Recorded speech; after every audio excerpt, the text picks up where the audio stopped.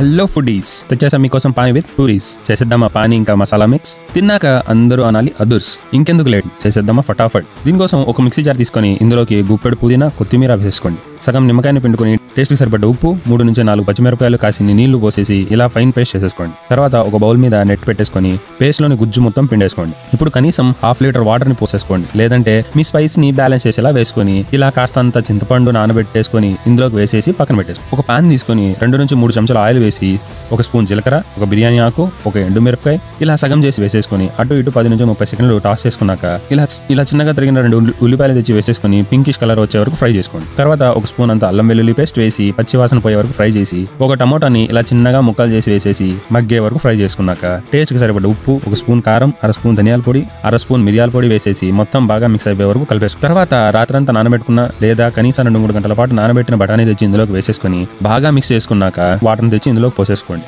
మసాలా మొత్తం చిక్కబడే వరకు ఉడికినిచ్చి పక్కన తీసేసుకోండి. ఇప్పుడు ఇంకొక బౌల్లో రెడీమేడ్ పూరీని ఫ్రై చేసుకొని తీసుకుంటున్నా. అలా పూరి రెడీ అయ్యాక మసాలా ఇందులో స్టఫ్ చేసి కాసిన్ని ఉల్లిపాయలు వేసుకొని మనం చేసుకున్న పానీ మసాలాలు ముంచుకు తింటుంటే